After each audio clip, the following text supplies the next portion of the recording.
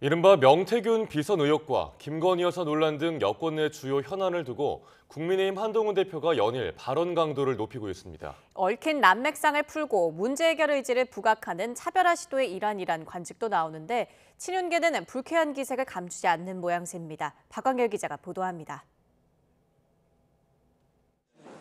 윤석열 대통령 부부는 물론 여권 인사와의 친분을 과시하며 폭로성 주장을 이어가는 명태균 씨 논란을 두고 한동훈 대표가 작심 비판을 쏟아냈습니다. 관련 인사들의 신속한 해명과 함께 엄정한 수사를 촉구하며 구태 정치라고 날을 세웠습니다. 정치 브로커가 자기 건드리지 못할 것이라고 떠들고 다니는 것 국민들께서 얼마나 한심하게 보시겠습니까? 지금 제가 이끄는 국민의힘에서는 그런 협잡꾼이나 정치 브로커는 발붙이지 못할 겁니다. 지난 대선 경선 과정에서 각 캠프에 전달된 당원 안심번호가 어떻게 명 씨의 여론조사 업체에 흘러들어간 건지 규명을 위한 당 차원 조사에도 착수했습니다. 여기에 친한계를 중심으로 한 대표의 떳떳함을 부각하는 데 힘을 쏟는 기류도 읽힙니다. 한 대표가 명 씨의 공천 개입 의혹을 받는 김영선 전 의원을 직접 컷오프한 만큼 대통령실은 물론 여권 유력 인사들과 자연스러운 차별화를 꾀할 수 있다는 겁니다. 친분을 부인하거나 명 씨의 허풍이라며 진화에 주력하는 친윤계와 온도차가 느껴지는 대목입니다. 대표는 명태균하고 어떤 관계가 있냐니까 전혀 관계없다 하셨어요. 그러면 명태균도 한동훈의 한자도 안 나오지 않습니까? 조금 그분의 말을 또 보면서 또 대통령실의 대응도 좀 봐야 될 것 같아요. 그런 분의 허장성세가 선거 결과에 실제 영향을 미칠 수 있겠습니까?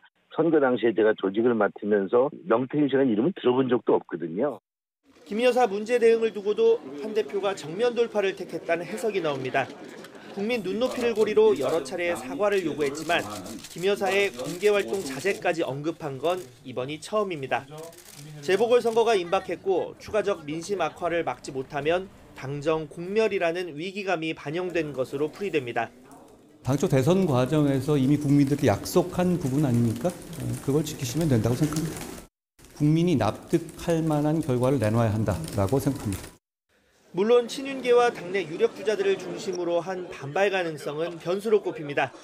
아직은 한 대표 행보에 문제를 제기하거나 당내 균열 우려 등에 대응하는 수준이지만 재보궐선거 결과에 따라 대표 흔들기가 수면 위로 본격 떠오를 수 있다는 관측도 있습니다. 이것이 계속되면 결국은 보수 분열의 단초가 되고 그렇게 되면 과거에 우리가 겪었던 이 보수 분열의 가장 아픈 상처를 또 건드리는. 재보궐선거 이후로 전망되는 이 대통령과의 독대 테이블에도 김 여사 문제 등은 단연 주요 의제로 오를 가능성이 큰 상황입니다. 이 성과 없는 독대는 안 된다는 우려 속에 이 당정 간 이견 해소와 지지율 회복, 이를 통한 당내 장악력 강화라는 겹겹이 쌓인 난제를 한 대표가 풀 수 있을지 주목됩니다. YTN 박광렬입니다.